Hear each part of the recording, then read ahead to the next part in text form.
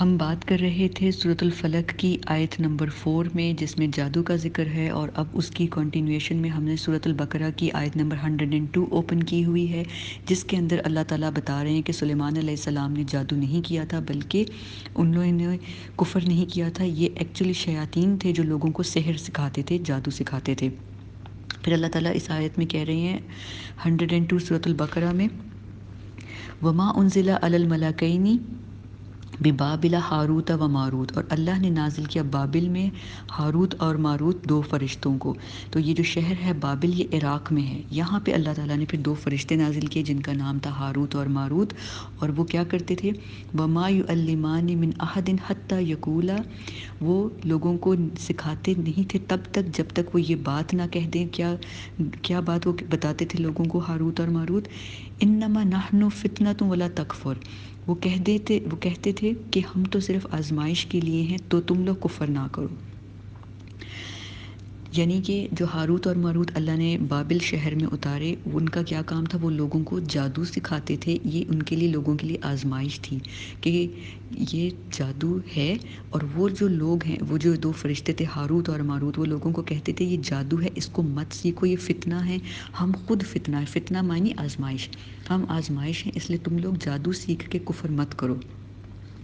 فَيَتَعَلَّمُونَ مِنْهُمَا مَا يُفَرِّقُونَ بِهِ بَيْنَ الْمَرْءِ وَزَوْجِهِ، سو وہ سکھاتے تھے لوگوں کو کیا؟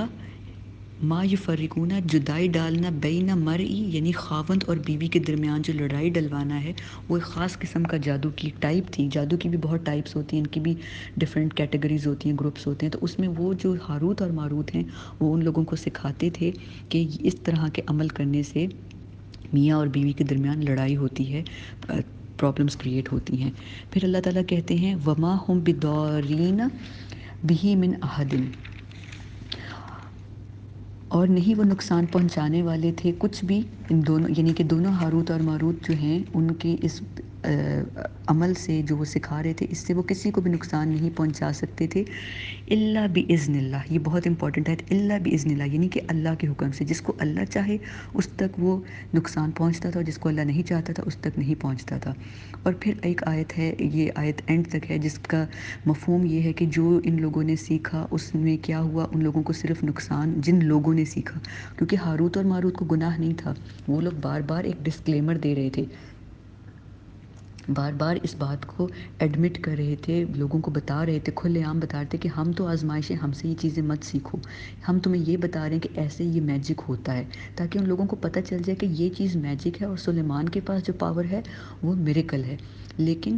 کیا ہوا؟ لوگوں نے کہا کہ ہم یہ میجک ضرور سیکھیں گے، تو انہوں نے ہاروت اور ماروت سے وہ جو میجک سیکھا، اس کی ڈفرینٹ ٹائپس ہیں۔ تو اللہ تعالیٰ کہتے ہیں اس آیت نمبر 102 میں کہ انہوں نے جو سیکھا اس سے انہوں نے خود کو نقصان پہنچایا اور کوئی نفع نہ پایا، اور اس سے اور وَلَقَدْ عَلِمُوا، اور وہ جان چکے، ان کو پتہ بھی چل گیا یہ چیز کہ انہوں نے اپنے لیے آخرت میں کوئی حصہ نہیں خریدا، یعنی کہ آخرت کے لیے ان کے کوئی اعمال نہیں بچے، اور انہوں نے اپنے نفس کے لیے جو خریدا وہ بہت ہی ایک بری چیز تھی، بہت ہی لبئس ما شروا، یعنی کہ بہت ہی بری چیز اپنے نفس کے لیے خرید لی، کاش وہ جان جاتے۔ یعنی اللہ تعالیٰ کہہ رہے ہیں کہ جو لوگوں نے ہاروت اور ماروت سے میجک سیکھا، انہوں نے بتایا تھا کہ ہم آزمائش ہیں، ہم سے میجک مت سیکھو، کفر مت کرو، ان لوگوں نے جو سیکھ لیا دنیا کے اندر اس وقت کے جو لوگ تھے، تو انہوں نے اپنا جو تھا جس کو کہتے ہیں کہ اپنی آخرت ضائع کر دی، ختم کر دی، آخرت میں ان کے لیے کوئی خلاق یعنی کہ کوئی حصہ نہیں ہے، اور ان کا بہت ہی برا انجام ہونے والا ہے آخرت میں، کاش کہ وہ جان لیتے۔ تو یہ آیت یہاں پہ جو سورہ بقرہ کی آیت نمبر 102 ہے، وہ بہت امپورٹنٹ ہے، اور اس کو کوٹ کرنے کا مقصد صرف اور صرف یہ ہے کہ ہمیں یہ بات پتہ چل سکے کہ اللہ تعالیٰ نے آزمائش کے لیے ہاروت اور ماروت کو بھیجا تھا، اور ہاروت اور ماروت سے ریلیٹڈ جتنی بھی باتیں ہیں وہ سب من گھڑت ہیں، وہ جھوٹ ہیں، جس کے اندر لوگ کہتے ہیں کہ وہاں پہ ایک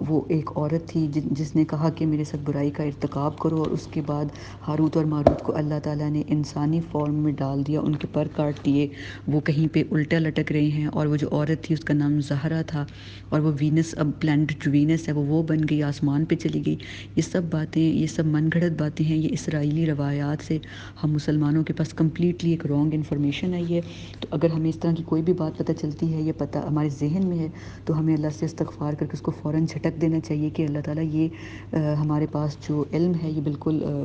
ناقص تھا، غلط ہمارے پاس انفارمیشن تھی، تو پلیز ہمیں اس کے لیے معاف کر دیں.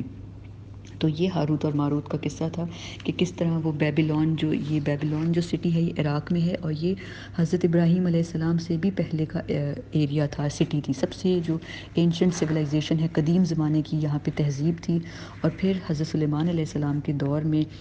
اس جگہ پہ ہاروت اور ماروت اللہ تعالیٰ نے اتارے تھے، اور وہ جو تھے وہ ان لوگوں کے لیے آزمائش تھے. تو وہ اللہ تعالیٰ نے ان کو چیک کرنا تھا، لیکن ان لوگوں نے کیا کیا، یہ لوگ پھر کفر میں آگے جاتے گئے. حضرت سلیمان علیہ السلام کے دور کے جو لوگ تھے، اور اس طرح ان لوگوں نے جنات کی مدد لینا شروع کر دی. اور ہمیں یہ پتہ چلتا ہے کہ جو جن ہیں وہ خود ہمیں بتاتے ہیں، جیسے اس قرآن پاک کی سورہ جن کی آیت نمبر 6 کے اندر جن خود کہتے ہیں کہ انسانوں میں سے کچھ آدمی ایسے ہیں جو جنات کی پناہ لیتے ہیں، اور انہوں نے جنات کو تکبر میں ڈال دیا. تو انہوں نے کیا کیا کہ انہوں نے جنات کو تکبر میں ڈال دیا، بڑھا دیا. تو اس سے کیا ہوا کہ جنات تو یہ جانتے ہیں خود بھی، کیونکہ جنات تو انسانوں سے پہلے ہیں، وہ کہتے تھے کہ ہم تو ان سے کم تر ہیں. لیکن جب انسانوں نے جنات سے مدد لینی شروع کر دی تو انہوں نے تکبر میں ڈال دیا جنات کو. یہ جنات خود کہہ رہے ہیں سورہ جن میں قرآن پاک کی. تو یہ ہمیں بات کلیئر ہو گئی کہ جو جنات ہیں ان کے پاس خود کوئی زور نہیں ہوتا. جو جادوگر ہوتا ہے وہ جن کو خوش کرنے کے لیے اس کی عبادت کرتا ہے، اس کے لیے گندے کام کرتا ہے، جس کی وجہ سے جن آگے پھر اس کے لیے جو ہے وہ رستے کھولتا ہے.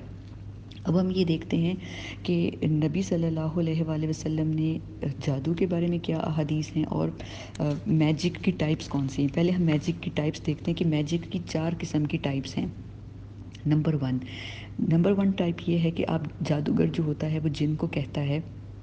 کہ وہ جس شخص پہ جادو کرنا ہے اس پہ اٹیک کرے، اور اس کی جو بھی بلونگنگ ہے یا جو بھی کوئی خاص چیز پسند ہے، اگر اس شخص کا کوئی بچہ پسند ہے، بیوی پسند ہے، کوئی بھی پراپرٹی پسند ہے، کوئی بھی چیز پسند ہے. پراپرٹیز پہ بھی جن آ جاتے ہیں نا، جو خالی ویران علاقے ہوتے ہیں اس میں. تو وہ جو جادوگر ہوتا ہے وہ ہم کہہ دیتے ہیں وہ جگہ آسیب زدہ ہے، بھوت رہتے ہیں وہاں پہ، اس طرح کی ہم باتیں منسوب کر دیں. تو کیا ہوتا ہے، جادوگر جو ہے وہ پہلے غلط کام کرتا ہے، اس کے نتیجے میں جن کہتا ہے بتاؤ تمہارے لیے میں کیا کام کروں. تو جادوگر کہتا ہے کہ تم، جس شخص نے جا کے جادوگر کو پیسے دیے ہوتے ہیں کہ میرا یہ کام کر دیں، تو جو جادوگر ہے وہ پھر جو بیچارہ وکٹم ہوتا ہے، جو شکار ہوا ہوتا ہے اس جادو کا، اس کی پراپرٹی پہ اٹیک کر دیتا ہے، ان کے لوگوں پہ اٹیک کرتا ہے. تو یہ ایک جادو کی ٹائپ ہے. دوسری جادو کی یہ ٹائپ ہے کہ جو جادوگر ہے وہ جن کو کہتا ہے کہ تم اس شخص کی جسم میں چلے جاؤ، اور اس میں کیا ہوتا ہے کہ وہ انسان بے ہوش ہو جاتا ہے اور جن اس کے اندر چلا جاتا ہے. لیکن یہ سب کیا ہو رہا ہے، یہ بإذن اللہ ہو رہا ہے. اور یہ کیوں ہو رہا ہے؟ کیونکہ جو انسان ہے اس کا اگر خود پہ اعتقاد زیادہ ہوگا، جس پر جادو ہو رہا ہے، اگر وہ خود ایمان پہ اسٹرانگ ہوگا تو انشاءاللہ اس پر جادو کے اثرات کم سے کم ہوں گے. بے شک جادو برحق نبی صلی اللہ علیہ وسلم پر بھی ہوا، لیکن اثرات اس کے بہت کم ہوں گے. تو ہر انسان کا جو ہے اللہ پہ اعتقاد کہ اللہ کے لیے نماز پڑھنی ہے، اللہ سے پناہ مانگنی ہے،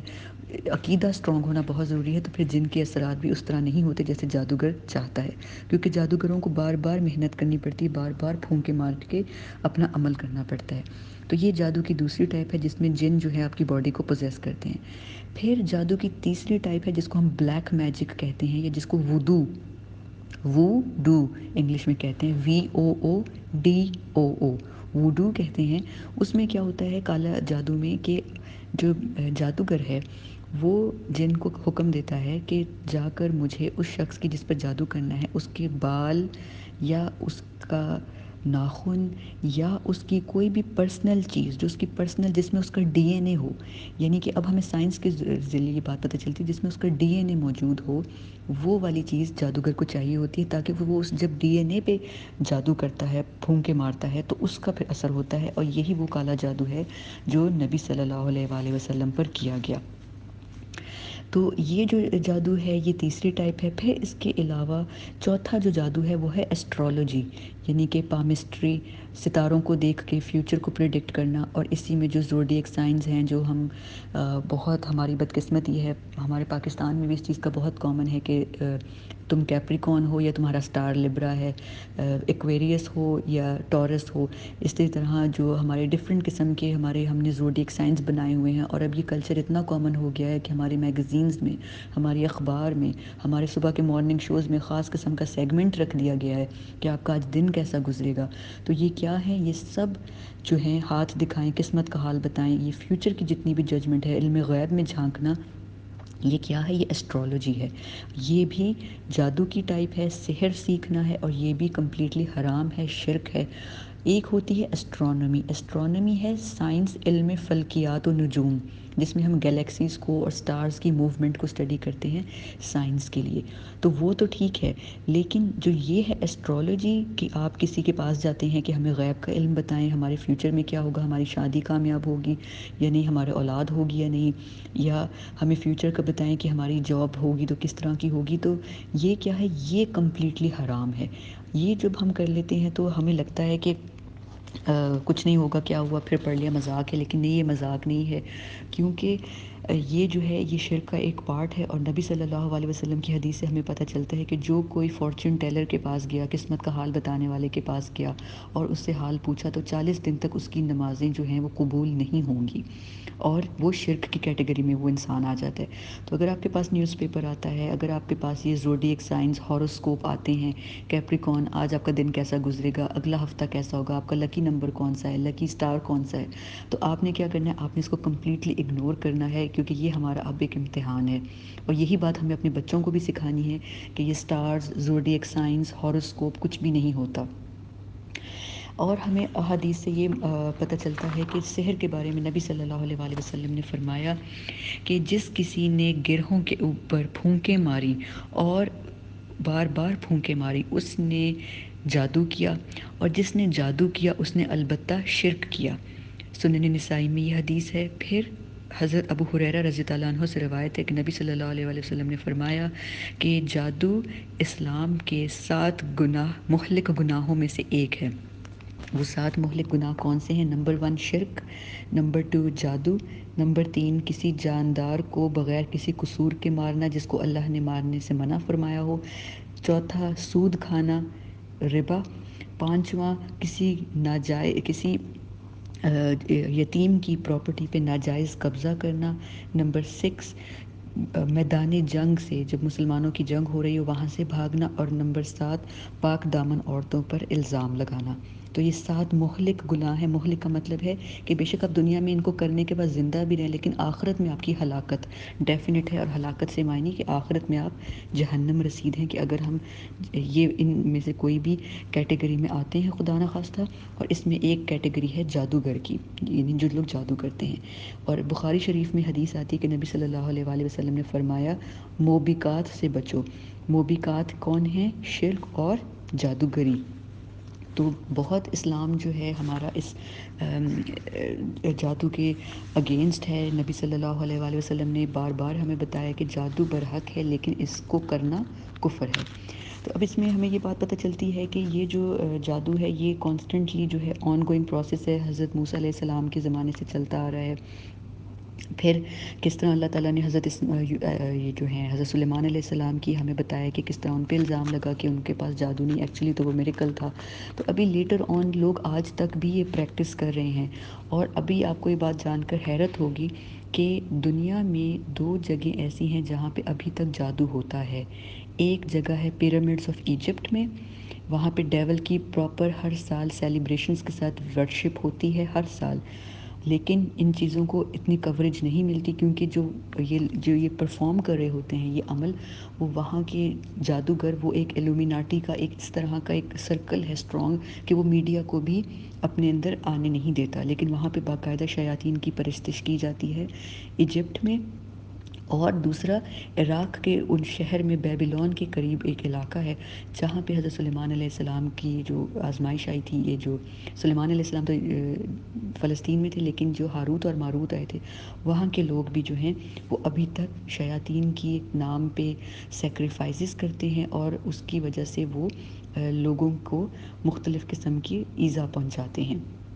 تو یہ جادو ابھی بھی چل رہا ہے، اور اللہ تعالیٰ سے ہمیں ہر وقت اس طرح کے جادو سے جو ہے وہ پناہ مانگتے رہنا چاہیے۔ ہم یہ دیکھتے ہیں کہ جو انڈو پاکستان اور انڈیا، بنگلہ دیش اور اس طرح کے علاقوں کے جو عورتیں ہیں، ان کو زیادہ کہتے ہیں کہ یہ ضعیف الاعتقاد ہیں، ان کا یعنی کہ ان کا عقیدہ اتنا اسٹرانگ نہیں ہوتا، یہ زیادہ تر پیر و فقیروں کے پاس جاتی ہیں، اور جادو بھی زیادہ تر یہ عورتیں ہی کرتی ہیں، عملیات جن کو ہم کہتے ہیں۔ لیکن یہ عمل جو ہے ایجپٹ وغیرہ میں اور دوسرے ممالک میں یہ کام مرد بھی اتنی ہی گرم جوشی سے کریں، جس کو وہ خود کو عامل کہتے ہیں۔ تو وہ کہتے ہیں کہ ہم لوگ ایکچولی، وہ اپنے آپ کو کہتے ہیں کہ ہم وائٹ میجک کریں، ہم بلیک میجک نہیں کر رہے، لیکن ایکچولی وہ لوگ وائٹ میجک میں بھی، جو روحانی علم جس کو وہ کہتے ہیں، اس میں بھی وہ بلیک میجک کر رہے ہوتے ہیں۔ تو ہمیں ان چیزوں کا بہت ہر وقت چیک رکھنا چاہیے۔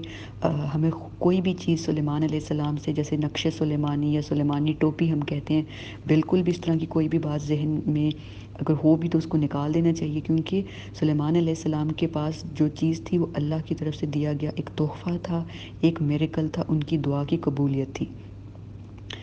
اس کے علاوہ ہم یہ دیکھتے ہیں کہ جو جن ہیں وہ ہم سے انفیریئر ہیں۔ کس طرح؟ کیونکہ ان کے پاس روح نہیں ہے، اور جو انسان ہیں ان کے پاس روح ہے، اور جو جن ہیں وہ ہم سے سپیریئر، اس معاملے میں وہ ہم سے کمتر ہیں، انفیریئر ہیں۔ اور وہ ہم سے برتر کس طرح ہیں؟ جن ہم سے برتر ہیں اس بارے میں کہ ان کے پاس چونکہ باڈی نہیں ہے، ہمارے پاس باڈی ہے، اس لیے ہم زمین پہ رہتے ہیں اور ہم نظر آتے ہیں۔ ان کے پاس باڈی نہیں ہے تو وہ نظر نہیں آتے، تو وہ روپ دھارتے ہیں، وہ ایک فکسڈ فارم میں نہیں ہے۔ ہم خاک سے بنے ہیں، ہم ایک فارم میں ہے، فکسڈ ہمارا جو ہے نا ڈھانچہ ہے، سانچہ ہے۔ لیکن جو جن ہیں وہ آگ سے بنے ہیں، ایک لطیف ہے چیز جو ہم دیکھ نہیں سکتے، غیب میں ہے وہ، تو وہ ڈفرینٹ فارمز لے لیتے ہیں۔ ہمیں سیرت سے ایک واقعہ پتہ چلتا ہے کہ امام معطا رحمۃ اللہ علیہ فرماتے ہیں کہ ایک صحابی تھے، ان کی نئی نئی شادی ہوئی تھی، تو وہ جہاد پر گئے۔ جب وہ جہاد کرنے کے لیے گئے تو وہاں پہ جا کے انہوں نے نبی صلی اللہ علیہ وآلہ وسلم سے درخواست کی کہ مجھے واپس گھر بھیج دیا جائے، تو نبی صلی اللہ علیہ وسلم نے ان کو اپنی رضامندی سے واپس گھر بھیج دیا۔ تو جب وہ گھر واپس آ رہے تھے، انہوں نے دیکھا کہ ان کے گھر کے دروازے کی دہلیز پہ ان کی جو نیولی ویڈ وائف ہے وہ کھڑی ہوئی تھی۔ تو جو صحابی تھے ان کو بہت یعنی غیرت محسوس ہوئی، اور ان کو جیسے غصہ بھی آیا کہ میرے گھر کی عورت ہے، وہ دروازے پہ اس طرح کیوں کھڑی ہے، تو ان کو غصہ آیا، اور انہوں نے غیرت کی وجہ سے اپنی بیوی کو اٹھا کر، وہ ایک نیزہ مارنے ہی والے تھے کہ ان کی بیوی نے ان کو کہا کہ وہ دیکھو پہلے، کہ وہ ڈر کے کھڑی تھی وہاں پہ۔ تو انہوں نے جب دیکھا صحابی نے، تو ان کے بیڈ کے اوپر ایک سانپ بیٹھا ہوا تھا، اور وہ سانپ اپنی جو اپنا پنڈلی کھول کے بیٹھا ہوا تھا، پھنکار رہا تھا۔ تو جو صحابی تھے ظاہر وہ بھی ایک دم سے گھبرا گئے، تو انہوں نے فوراً وہ جو نیزہ تھا وہ اس سانپ کو مارا، اور اس کو وہ تڑپنے لگ گیا سانپ، اور اس سانپ کو لا کے انہوں نے اپنے گھر کے صحن میں کھڑا کر دیا۔ تو وہ جو سانپ تھا وہ تڑپ تڑپ کے یعنی کہ مرنے لگا، تو ایک دم سے ان صحابی کو کچھ ہوا اور یہ بھی تڑپنے لگے، اور اسی وقت جب سانپ کی جان نکل گئی تو اس کے فوراً بعد ہی صحابی کا بھی انتقال ہو جاتا ہے اپنے گھر کے صحن میں۔ تو باقی صحابہ اکرام بہت پریشان ہوتے ہیں۔ نبی صلی اللہ علیہ وسلم تک جب یہ خبر پہنچتی ہے تو نبی صلی اللہ علیہ وآلہ وسلم نے فرمایا کہ ان صحابی نے ایک جن کو مارا تھا، وہ جو جن تھا وہ سانپ کی شکل میں تھا۔ پھر نبی صلی اللہ علیہ وسلم نے ایک بات کہی، وہ یہ تھی، آپ صلی اللہ علیہ وسلم نے فرمایا مدینہ میں جو جن ہیں وہ سانپ کی شکل میں ہیں، اگر تم مدینہ میں کسی سانپ کو دیکھو تو پہلے ان کو وارن کرو، ان کو دھمکی دو، اور ان کو کہو کہ میرے راستے میں مت آؤ، یعنی کہ ان کو وارننگ دے دو، اور اگر پھر بھی وہ تمہارے راستے میں آئیں تو پھر ان کو مارو۔ تو یہ نبی صلی اللہ علیہ وآلہ وسلم کی ہمیں سیرت سے واقعہ پتہ چلتا ہے کہ اس طرح ان صحابی کے بارے میں نبی صلی اللہ علیہ وسلم نے بتایا کہ ان جنوں نے اس صحابی کو قصاص کی شکل میں مارا، یعنی کہ انہوں نے اپنا بدلہ لیا، قصاص لیا ان صحابی، یعنی کہ صحابی نے جن کو مارا تھا تو انہوں نے اپنا ایک طرح سے ان سے لے کر اپنا بدلہ لیا۔ تو ہمیں یہ بھی معلوم ہے کہ جو جن ہیں وہ بھی انسانوں کی طرح جیسے پیدا ہوتے ہیں اسی طرح وہ مر جاتے ہیں، ان کے پاس لمیٹڈ ٹائم ہوتا ہے، سوائے ابلیس کے۔ ابلیس کو اللہ تعالیٰ نے وقت دیا ہوا ہے قیامت تک، تو ابلیس آنے والے اپنے ہر نئے جن کو گائیڈ لائنز دے رہا ہوتا ہے، بتا رہا ہوتا ہے کہ کیا کرنا ہے۔ تو یہ ساری جو بات تھی وہ جنات کے بارے میں تھی۔ اب ہم چلتے ہیں رقیہ کے بارے میں کہ رقیہ کیا ہے اور عملیات کیا ہیں۔ رقیہ اور عملیات کے بارے میں بھی ہمارا کانسیپٹ بہت کلیئر ہونا چاہیے۔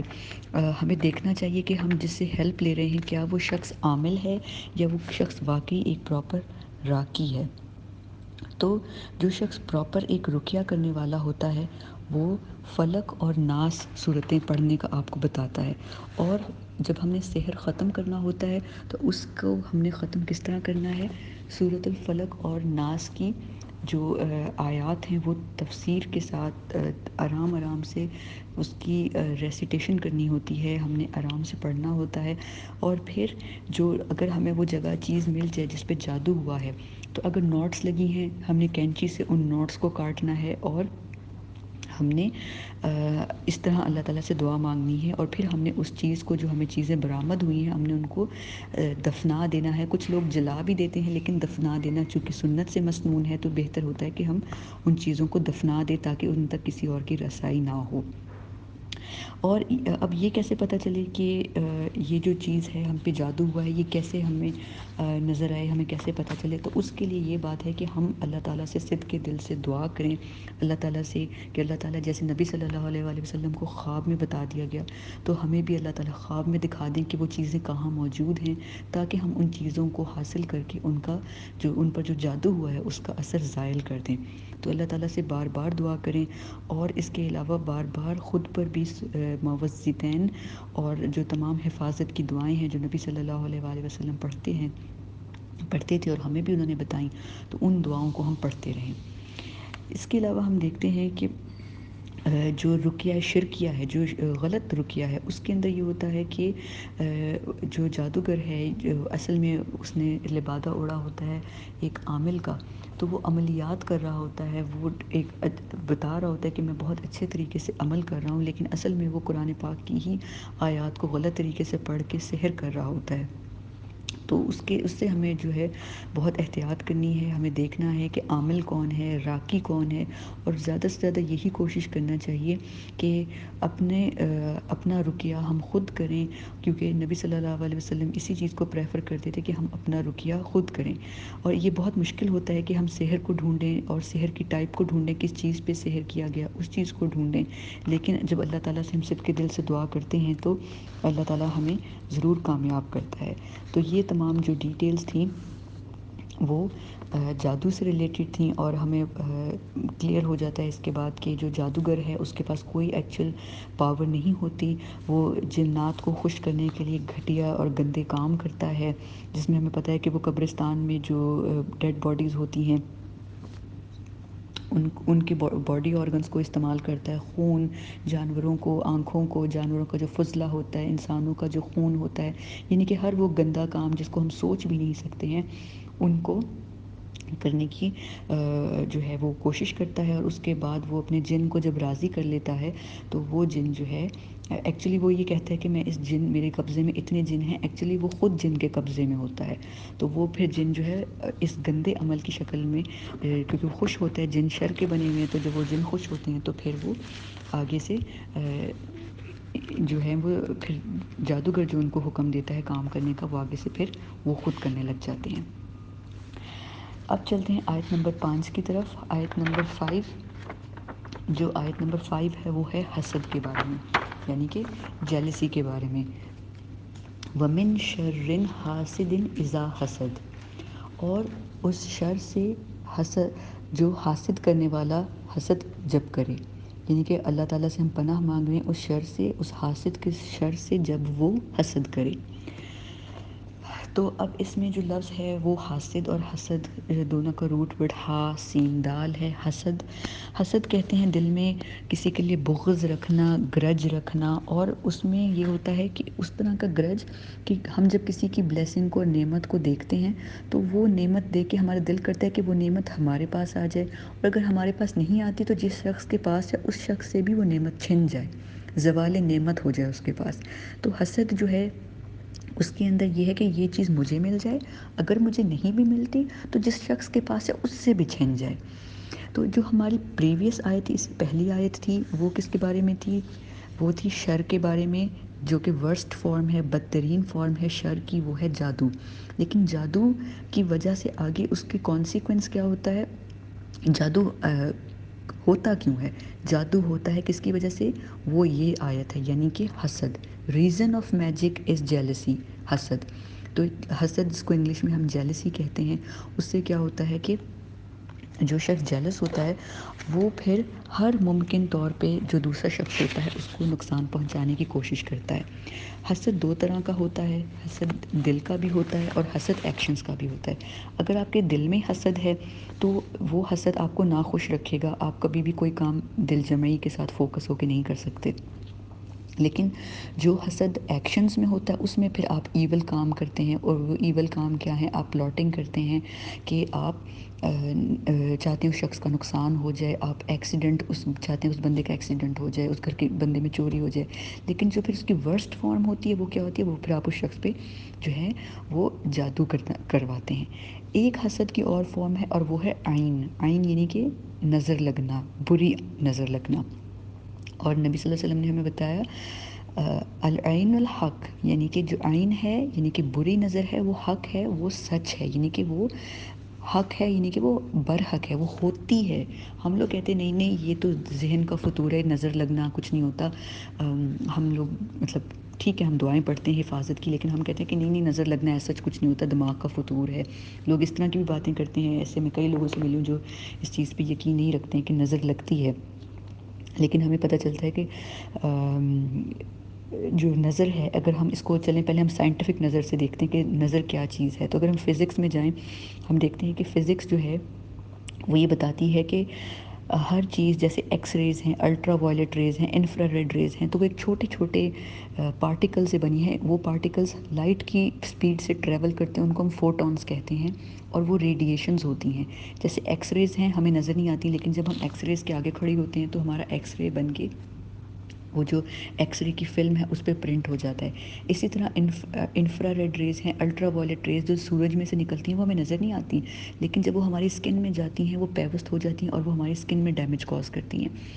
اسی طرح فزکس نے اب یہ پروو کیا ہے کہ ہماری نگاہوں سے ریڈیشنز نکلتی ہیں، اور ہماری آنکھوں سے جو ریڈیشن نکلتی ہیں وہ وہی فوٹونز ہیں جو الٹرا وائلٹ ریز میں اور ایکس ریز میں ہوتی ہیں، اور یہ وہ ریڈیشن ہے جو نگاہیں جو کہتے ہیں نا، جیسے ہم کہتے ہیں کہ نگاہیں پار ہو جانا، آر پار ہو جانا، یہ وہ نظریں ہیں جو یہ وہ ریڈیشنز ہیں جو ہماری نظر، آنکھیں اور ہمارے کان نہ سن سکتے ہیں نہ دیکھ سکتے ہیں، لیکن ان کا افیکٹ ہوتا ہے۔ تو سائنس بھی تھیوریز پہ بنی ہوئی ہے، لیکن ہم سائنس کی تھیوریز پہ بھی بلیو کرتے ہیں، لیکن سب سے پہلے ہم اللہ پہ اور نبی صلی اللہ علیہ وآلہ وسلم کی بات پہ یقین رکھتے ہیں کہ نظر برحق ہے۔ تو نظر لگتی ہے، نبی صلی اللہ علیہ وسلم کا جو حدیث ہے کہ قریب ہے نظر اونٹ کو ہانڈی تک پہنچا دے اور انسان کو قبر تک۔ تو نظر کے لیے جو ہے نظر برحق ہے اور نظر ہوتی ہے لوگوں کو، اور یہ کس لیے ہوتی ہے؟ جب آپ کے دل میں، جب کسی انسان کے دل میں آپ کے لیے جیلسی ہوتی ہے، حسد ہوتا ہے، تو وہ کاز کرتی ہے حسد کو۔ اس کے علاوہ ہم یہ دیکھتے ہیں حسد کے لیے ایک اور ٹرم یوز ہوتی ہے جس کو کہتے ہیں غبطہ۔ غبطہ کہتے ہیں رشک کرنے کو اردو میں، تو غبطہ اسلام میں جائز ہے۔ جیسے نبی صلی اللہ علیہ وآلہ وسلم کی حدیث ہے کہ دو لوگوں سے حسد کرنا جائز ہے۔ یہاں پہ حسد بمعنی غبطہ ہے، یعنی کہ رشک کرنا۔ وہ کون دو لوگ ہیں؟ وہ لوگ ہیں، ایک وہ شخص جس کو قرآن دیا گیا اور وہ اس کو دن اور رات اس کی تلاوت کرتا ہے، اس پہ غور و فکر کرتا ہے، وہ شخص، اور دوسرا وہ شخص جس کو اللہ نے بہت زیادہ مال دیا ہے اور دن اور رات وہ اپنی انرجی صرف کر رہا ہے اس مال کو اللہ کی راہ میں خرچ کرنے کے لیے۔ ایسے شخص سے غبطہ کرنا یعنی کہ رشک کرنا اجازت ہے، الاؤڈ ہے۔ اسی سے سملر ایک ملتی جلتی حدیث ہے، یہ حدیث بخاری شریف کی ہے، اور اسی سے ملتی جلتی حدیث ہمیں ایک اور پتہ چلتی ہے جس میں نبی صلی اللہ علیہ وسلم نے فرمایا کہ حسد کے لیے، جیلسی کے لیے کوئی جگہ نہیں ہے سوائے دو چیزوں میں۔ ایک وہ شخص جو دن اور رات اپنے آپ کو خرچ کر رہا ہے، اللہ کی راہ میں اپنا مال خرچ کر رہا ہے، اللہ کی راہ میں سپینڈ کرتا ہے جتنا اللہ نے اس کو مال دیا ہے، صرف اپنے لیے ضرورت کا مال رکھتا ہے، باقی سارا مال لوگوں میں بانٹ دیتا ہے اللہ کی خوشنودی کے لیے۔ اور دوسرا وہ شخص جس کو اللہ نے حکمت دی ہے، وزڈم دی ہے، تو اللہ تعالیٰ نے اس شخص کو جو وہ وزڈم اور حکمت دی ہے وہ لوگوں کو سکھاتا ہے، تو یہ کیونکہ اس کا علم ہے جو لوگوں کو سکھا رہا ہے، تو ان دو لوگوں سے رشک کرنا جائز ہے۔ تو عربی میں اس کا لفظ جو آ رہا ہے وہ حسد ہے، لیکن اسکالرس کہتے ہیں یہاں پہ حسد بامعنی غبطہ ہے، یعنی کہ رشک۔ رشک ہم کر سکتے ہیں، لیکن غبطہ کرنا غبطہ یا رشک ہم کر سکتے ہیں، حسد کرنا کمپلیٹلی حرام ہے، ممنوع ہے۔